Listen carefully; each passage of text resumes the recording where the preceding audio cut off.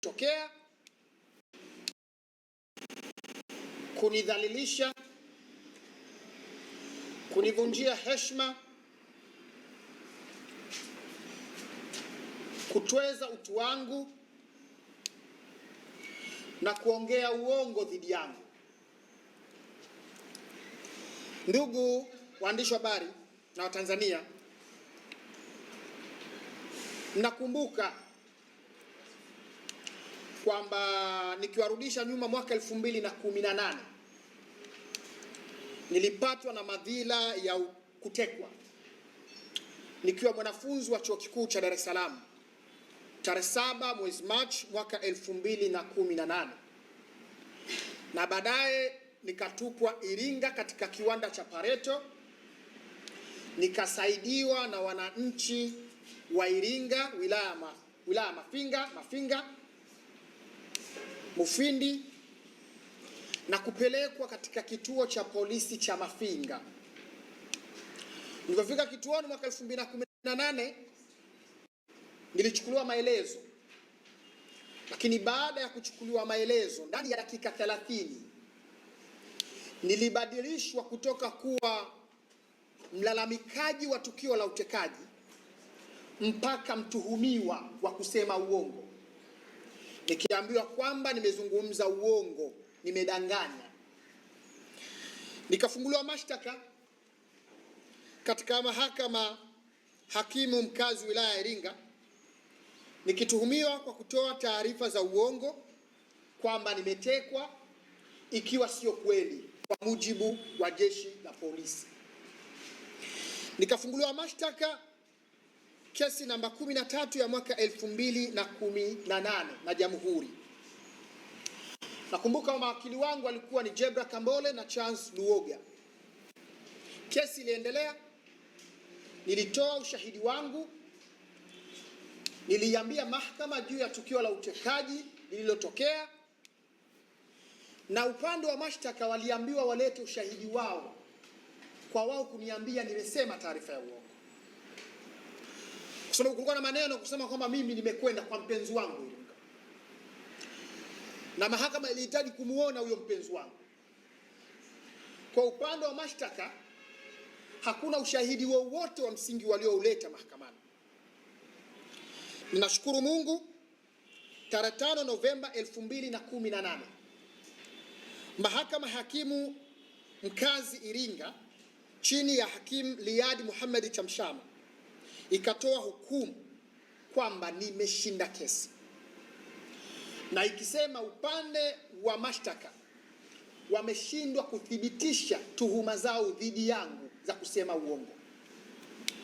Na hakimu alitumia maneno ya kwamba upande wa mwendesha mashtaka wameshindwa kuthibitisha tuhuma zao dhidi yangu, sio tu katika kiwango cha beyond reasonable doubt ambacho ni kiwango cha juu sana cha kuthibitisha tuhuma, ila hata kile kiwango cha chini kinachotumika kwenye kesi za jinai, the balance of probability, walishindwa kuthibitisha katika hicho kiwango.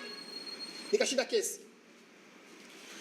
Baadaye serikali kupitia ofisi ya mwendesha mashtaka wakakata rufaa dhidi ya hukumu ya hakimu mkazi Iringa katika ngazi ya mahakama kuu mwaka 2019 chini ya Jaji Kente.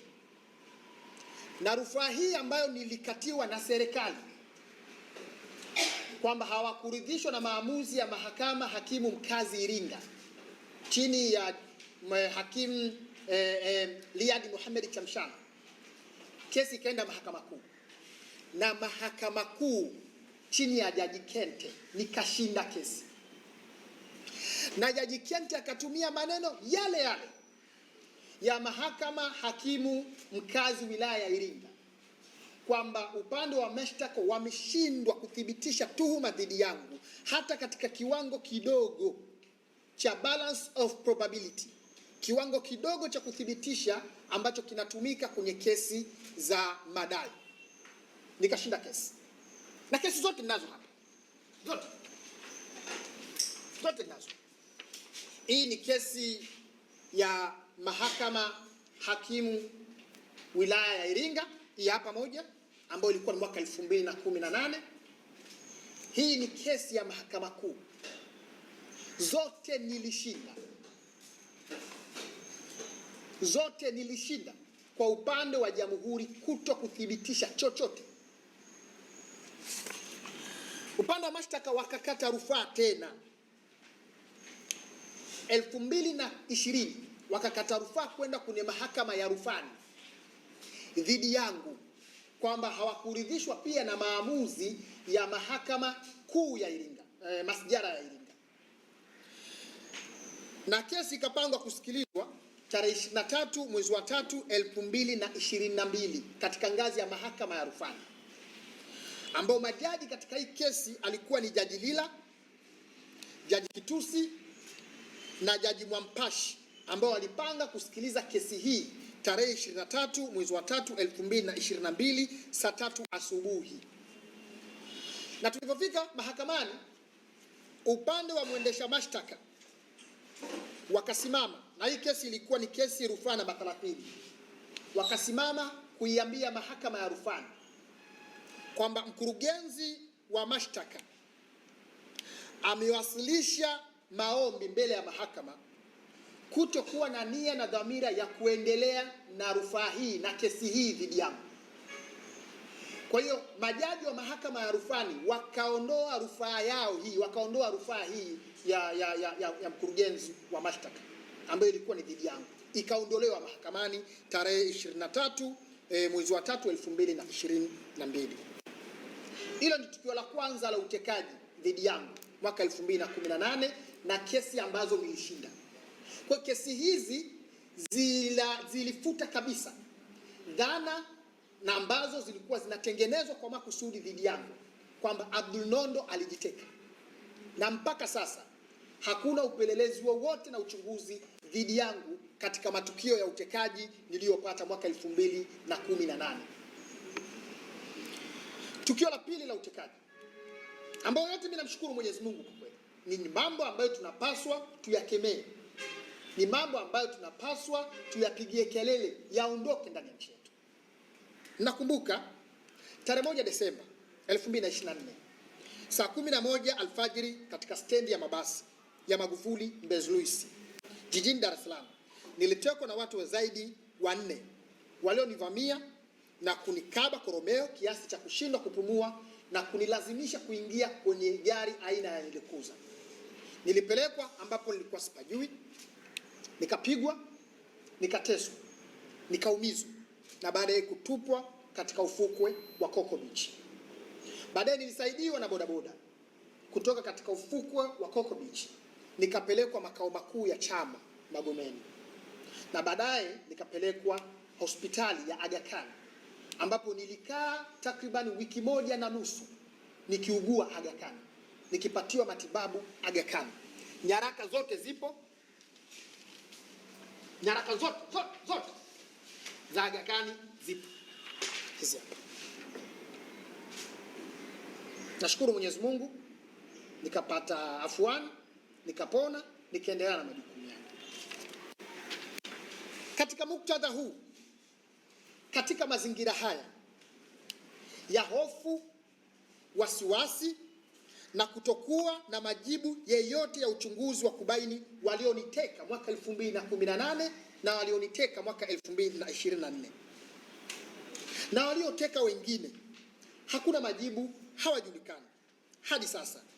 Katika mazingira ambayo matukio ya utekaji bado yanaendelea kutokea katika nchi yetu hadi sasa, katika mazingira ambayo jamii na Watanzania tunapambana kutwa kucha kutaka mamlaka kuchukua hatua madhubuti kukomesha matukio ya utekaji nchini, mtu anayeitwa Clayton Revocatus Chipando, Baba Levo, anapata wapi ujasiri, anapata wapi nguvu ya kunidhihaki, kunichafua na kusambaza taarifa za uongo dhidi yangu juu ya matukio mawili ya utekaji yaliyonitokea, akisema sijawahi kutekwa bali nilijiteka mwenyewe mara 2 na mara ya kwanza nilikutwa Iringa kwa mpenzi wangu, na mara ya pili nilidanganya kwamba nilitekwa, wakati sio kweli.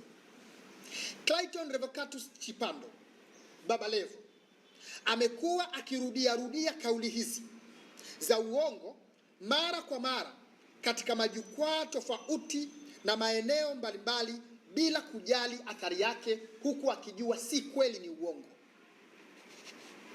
Mara ya kwanza alitamka kupitia chombo chake cha habari cha 7 Media tarehe 6 Julai 2025 asubuhi katika ofisi kuu ya 7 Media HQ Mikocheni jijini Dar es Salaam.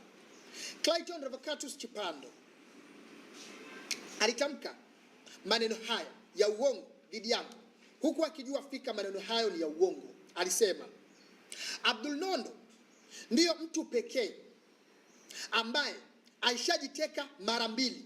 Abdul Nondo, mara ya kwanza mara mbili. Muulizeni Abdul Nondo, mara mbili anasingizia kwamba ametekwa. Mara ya kwanza akagundulika yuko Iringa. Umenielewa vizuri? Akiongea na vyombo vya habari, huku akijua taarifa hizi anaziongea si za ukweli, ni za uongo dhidi yangu. Abdul Nondo ndio mtu pekee ambaye ashajiteka mara mbili. Abdul Nondo mara mbili. Muulizeni Abdul Nondo, mara mbili anasingizia kwamba ametekwa. Mara ya kwanza akagundulika yuko Iringa.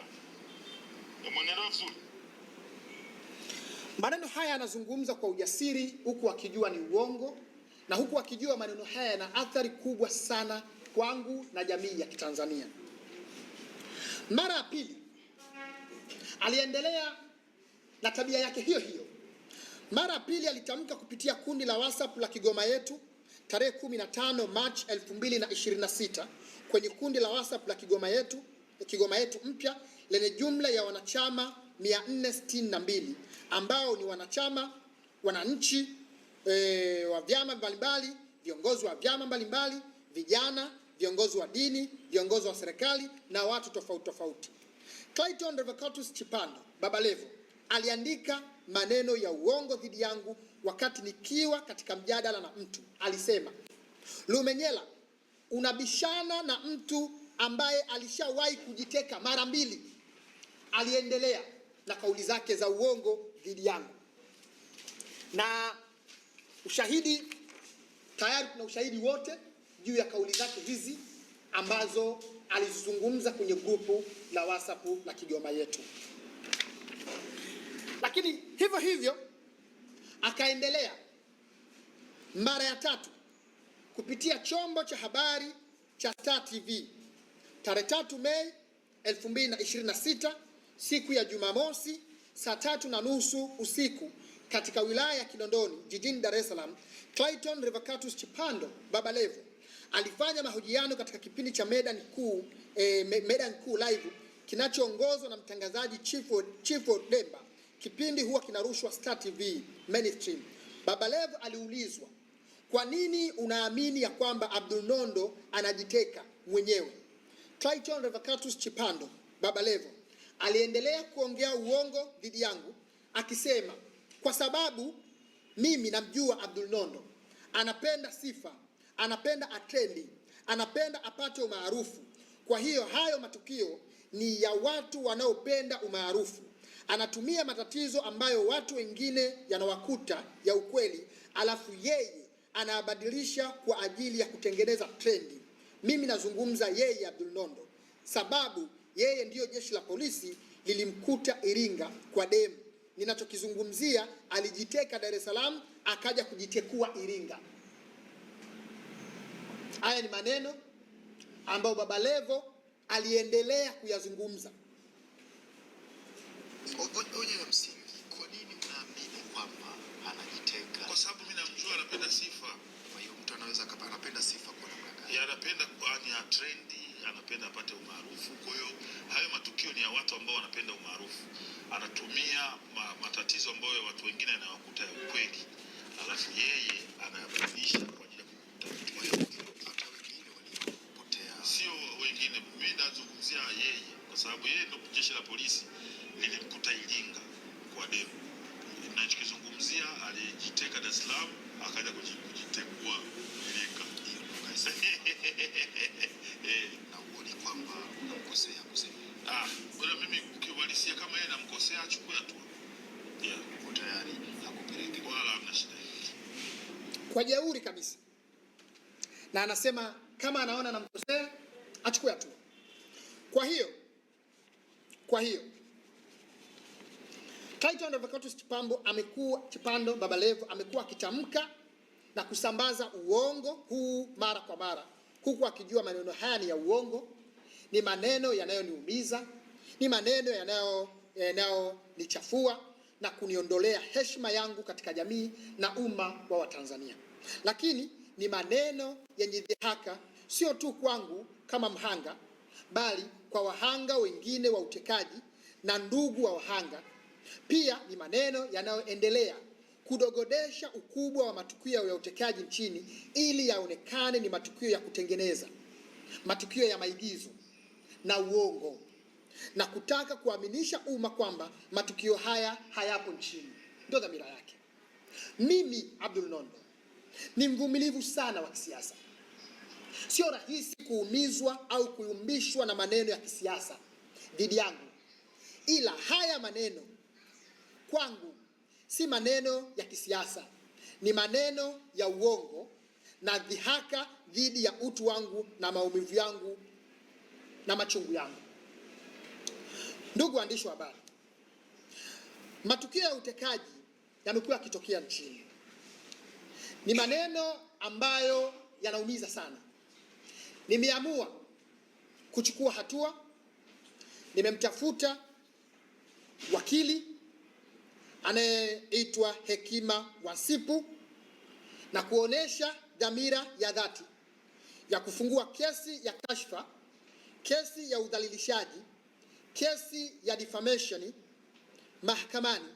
Tayari nimemwagiza wakili wangu msomi Hekima Mwasipu kutoka Matwiga Law Chambers kuanza mchakato wa kufungua mashtaka mara moja dhidi ya Clayton Revocatus Chipando, na tayari mchakato umeanza. Tarehe 20 tumemtumia barua demand notes ya siku 7 Clayton Revocatus Chipando ya kusudio la kufungua mashtaka dhidi yake baada ya siku 7 kama hatotekeleza masharti yafuatayo. Masharti matatu tu.